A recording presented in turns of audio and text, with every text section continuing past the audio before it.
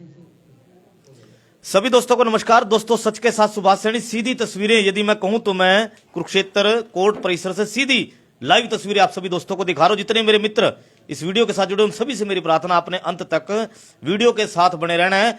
और कुरुक्षेत्र का यदि मैं इसे दुर्भाग्य कहूं तो वो कहना गलत नहीं होगा, क्योंकि सफाई की व्यवस्था जो है वो कुरुक्षेत्र की चरमरा गई है। और इसी पैनल में हमारे साथ आज लक्ष्मीकांत जी हैं, वरिष्ठ नेता है कांग्रेस के और एडवोकेट भी हैं।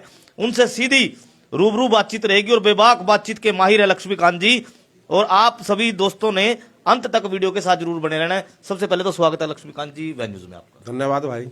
लक्ष्मीकांत जी, बताइए जरा, शहर की जो सफाई व्यवस्था है वो चरमरा चुकी है, आप क्या कहेंगे, आपका क्या रुख है उस बारे? देखिए सुभाष भाई, जहां तक शहर की सफाई व्यवस्था का मामला है, चरमराई है, गलियों में गंदगी है, सड़कों पर गंदगी है, ये कोई पहली बार ऐसा नहीं हुआ है। मैं तो यहाँ के स्थानीय प्रशासन को, स्थानीय विधायक को और जो भी यहाँ के नुमाइंदे हैं जो आगे बढ़ करके भारतीय जनता पार्टी की सरकार में जो काम करते हैं और दावा करते हैं कि भारतीय जनता पार्टी की सरकार में बहुत बड़ा विकास हुआ और बहुत कुछ जो है एक स्वच्छ अभियान चलाया हुआ है कि स्वच्छ भारत अभियान के नाम से, उनको बधाई दूंगा। कि अब बाकी शहर का, बाकी जगह का मुझे मालूम नहीं है, क्योंकि मैं कुरुक्षेत्र में रहता हूं तो मैं कुरुक्षेत्र की बात करता हूं कि कुरुक्षेत्र में वाकई में भारतीय जनता पार्टी के लोग इसलिए बधाई के पात्र हैं कि आज हर गली के मोड़ पर, हर गली के नुक्कड़ पर, हर सड़क के चौराहे पर गंदगी के ढेर लगे हुए हैं। कौन सी सफाई और कौन सा अभियान उनका चला आज तक हमारी समझ में नहीं आया। लेकिन अभी पिछले 10-12 दिन से जैसे पता लग रहा है कि जब हमें भी मालूम नहीं था बल्कि इस बारे में, जब शहर में गंदगी के ढेर देखे, चारों तरफ बहुत बुरा हाल है, गलियों के अंदर भी है, सड़कों पर भी है, मोहल्लों के अंदर बीच में गंदगी के ढेर लगे, तो पता लगा कि साहब डंपर नहीं आ रहे हैं। देखिए, कामकाजी व्यक्तियां भाई सुबह घर से निकल जाते हैं, दिन में बाहर रहते हैं, रात को घर जाते हैं, तो इतना ज्यादा तो ये तो है नहीं कि जाते सफाई और सारे मोहल्ले की खबर लेना शुरू करेंगे। लेकिन जब 1-2 दिन में कहीं ना कहीं पता लगता है तो उसके बाद पूछना पड़ता है।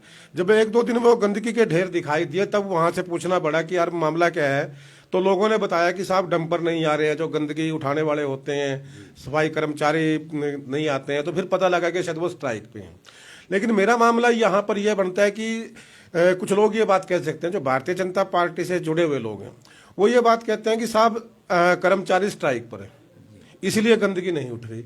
मेरा प्रश्न यहाँ ये है प्रशासन से भी और सरकार से भी कि आखिर जो सफाई कर्मचारी है वो सबसे निचले तबके में सरकार का हिस्सेदार है, वो स्ट्राइक पर या हड़ताल पर क्यों है? ऐसी क्या मजबूरी आ गई कि उन लोगों को हड़ताल पर जाना पड़ा? क्यों वो इस सरकार से दुखी हैं? क्या जो सरकार है यार, देखिए, सबसे निचले तबके का कर्मचारी सफाई कर्मचारी है। अगर आप उस व्यक्ति की डिमांड भी पूरी नहीं कर सकते या वो भी प्रशासन से, शासन से, सरकार से दुखी है, तो सरकार का फायदा क्या है? उनका सीधा आरोप यही है प्रशासन के ऊपर कि उनकी 4 महीने का जो है वेतन जो है वो नहीं मिला। बड़ी शर्मनाक स्थिति है, बहुत ज्यादा शर्मनाक स्थिति है। और आज कांग्रेस के कुछ लोग वहां पर बैठे भी हैं, साथ में जाकर के उनके हमारे साथी गए हैं, जिसको जो समय लगता है। लेकिन ये शर्मनाक स्थिति है कि सफाई कर्मचारी, मैंने अभी बोला और उसको कितनी मर्जी बार आप दोहराइए कि सफाई कर्मचारी इस सरकार का सबसे निचले तबके का व्यक्ति होता है। अगर उस व्यक्ति की तनख्वाह आप 4-4 महीने से रोक के बैठे हो, नहीं दे रहे हो, या वो आपके सरकार से पीड़ित है, देखिए कोई भी आदमी काम छोड़ करके तभी बैठेगा जब उसको उसका हक नहीं मिलता होगा। अगर एक सफाई कर्मचारी का हक भी ये सरकार नहीं दे सकती तो लानत इस सरकार के ऊपर बनती है। एक तो जो कुरुक्षेत्र शहर है पहले ही दुखी है। 80% लोग पिछले 7 साल में स्वास्थ्य से लोगों के साथ खिलवाड़ हो रहा है, धूल मिट्टी चारों तरफ है, ऊपर से गलियों के अंदर गंदगी अब और इकट्ठा होने शुरू हो गई है। एक महामारी का माहौल ऐसा लगता है कि शायद शहर में बन रहा है और या ऐसा लगता है कि सरकार जानबूझ करके कुरुक्षेत्र के लोगों को खत्म करना चाहती है, तबाह करना चाहती है, बर्बाद करना चाहती है। वो चाहे डस्ट के नाम पर सड़कें ना बनाना हो, चाहे वो गलियों का मामला, गलियों में सफाई की बात ना होती हो। और एक प्रश्न यहाँ पर और उठता है कि आज से जब ये डंपर व्यवस्था स्थानीय विधायक ने शुरू की थी, उस वक्त भी मैं एक डिबेट पर था और उस डिबेट में इन्हीं के पार्टी के लोगों ने बड़े जोर शोर से इस बात का ऐलान किया था कि कुरुक्षेत्र में सफाई व्यवस्था का फ्री कूड़ा उठाने का सरकार ने इंतजाम किया है। डंपर चलाए, बहुत अच्छी बात है, चलो हमने भी स्वागत किया कि अगर फ्री में कोई सेवा सरकार दे रही है आम आदमी के लिए। लेकिन दुख तब आया साहब जब 3 साल के बाद करीब उस सफाई व्यवस्था की धज्जियां उड़ाई खुद स्थानीय विधायक ने, स्थानीय लोगों ने, क्योंकि विधायक साहब सत्ता में विधायक के तौर पे हैं, तो चेयरपर्सन उनकी धर्मपत्नी है उस टाइम पे। तो 3-4 साल के बाद वहां पर क्या किया कि 100 रुपये और 50 रुपये कूड़ा उठाने का लगा दिया गया चार्ज। और वो भी कब? जब शहर का हर आदमी, हर व्यक्ति कोरोना की मार से पीड़ित था, कोरोना की मार झेल रहा था। उस वक्त सफाई कर्मचारियों जो सफाई के नाम पर 50-100 रुपया पहले फ्री में वाहवाही लूटी, और बाद में 100 जब चुनाव निपट लिया 100 रुपये 50 रुपये चार्ज लगा दिया। चलो ये भी सही साहब, इस पर भी एतराज था, लेकिन मान लिया कि लोगों ने आदत बना ली कि ठीक है देंगे साहब। लेकिन अब मेरा प्रश्न यहाँ आपके माध्यम से ये है कि जिन दिनों में डंपर या शहर से कूड़े का उठान नहीं हो रहा है, उस दौरान के पैसे आम आदमी को कौन वापस करेगा? क्या सरकार उस दौरान के पैसे वापस करेगी? कायदे से यही चाहिए कि जब वो डंपर नहीं चल रहे हैं तो उस दौरान के कोई टैक्स या कोई सरचार्ज लोगों के ऊपर नहीं लगना चाहिए। अच्छा ये बताइए, निजीकरण कर रही कंपनियों ने आज से कब्जा ले लिया, आपकी कांग्रेस पार्टी की इस बारे क्या राय है, क्या आपकी सोच है? देखिए साहब, मैं रात समाचार देख रहा था तो हंसी भी आ रही थी और दुख भी हो रहा, दोनों ही बातें हैं। लेकिन एक बात के लिए मेरे को नरेंद्र मोदी साहब जो प्रधानमंत्री हैं हिंदुस्तान के, उनको बधाई देने का मन करता है, और मैं बधाई आज उनको देता हूं कि विधिवत रूप से जो कांग्रेस ने कंपनियां खड़ी की थी सरकारी तौर पर, चाहे वो BSNL थी, चाहे वो एयर इंडिया थी, चाहे वो और जो जितने भी वो बड़ी बड़ी जो संस्थान खड़े किए, रेलवे है, नरेंद्र मोदी साहब एक तरफ तो ये कहते हैं कि कांग्रेस ने किया क्या, और दूसरी तरफ जो कांग्रेस ने संस्थान बनाए, चाहे रेलवे है, चाहे BSNL है, चाहे एयर इंडिया है, चाहे और भी कंपनी है, उनको बेच रहे हैं। तो ये दोगलापन कैसा? और आज एयर इंडिया का विधिवत रूप से, क्योंकि रात मैंने समाचारों में देखा तो आज सुबह वो सब वायरल हो चुका है कि टाटा समूह ने एयर इंडिया का विधिवत रूप से कब्जा ले लिया है। आज से एयर इंडिया नहीं चलेगी बल्कि टाटा की एयरलाइन चलेंगी। तो मैं इसके लिए प्रधानमंत्री नरेंद्र मोदी को बधाई जरूर दूंगा कि आपने कुछ और किया ना किया, विकास क्या किया क्या ना किया, कोई मामला नहीं है। हाँ, आप नरेंद्र मोदी जी, इस चैनल के माध्यम से, वैन न्यूज के माध्यम से मैं आपको बधाई देता हूं कि आपने कांग्रेस की कमाई कौड़ियों में लुटाई और कांग्रेस की कमाई फ्री में बंटवाई, अपने लोगों को बांटी, चाहे अंबानी को बांटी, अडानी को बांटी, टाटा साहब को बांटी। आपने कांग्रेस की कमाई को बांटना शुरू कर दिया और उस कमाई पर जो प्राइवेट कंपनियां हैं उन्होंने कब्जा लेना शुरू कर दिया। आप इसके लिए बधाई के पात्र हैं। कुछ बना पाए लेकिन आपने बेच दिया।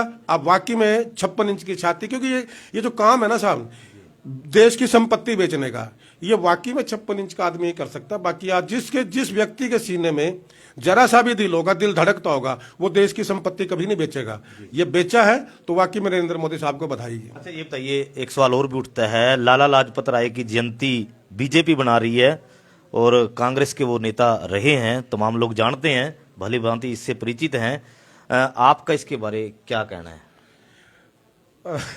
बात वही आ जाती है भाई, चुटकुले से बना रहे हैं, चुटकुले बना रहे हैं नरेंद्र मोदी साहब और उसकी सरकार। मुझे लगता है कि वो कंफ्यूज इंसान है और कंफ्यूज ही सरकार है, और मुझे लगता है कंफ्यूज का तो फ्यूज सरकार है जिसको पता ही कुछ नहीं है। जब ये सत्ता में आए थे 2014 में, तब से लेकर के आज तक इनका एक साइड में तो एक राग चलता है कि कांग्रेस ने 70 साल में क्या किया, उसका हिसाब ये खुद देते हैं। कांग्रेस ने हिसाब नहीं दिया कि हमने क्या किया, नरेंद्र मोदी साहब खुद हिसाब देते हैं कि कांग्रेस ने क्या किया। जो कंपनियां बेच रही हैं भाई, वो क्या आपके परदादा दादा ने बनाई थी? वो कांग्रेस की बनाई तो बेची हैं। दूसरी तरफ ये पूछते थे कि जो पूरी भारतीय जनता पार्टी के लोग हैं, गब्बर सब्बर से भी कुछ है नहीं कि इधर उधर के जो लोग घूमते हैं, वो पूछते थे कि कांग्रेस ने आजादी के आंदोलन में क्या भूमिका निभाई। कांग्रेस का आजादी के आंदोलन में तो कोई कहीं था ही नहीं, नामो निशान नहीं था। मैं आपके चैनल के माध्यम से इस देश की जनता को बताना चाहता हूं कि भारतीय जनता पार्टी एक अजीब किस्म की पार्टी है, ये बहकाने में माहिर है।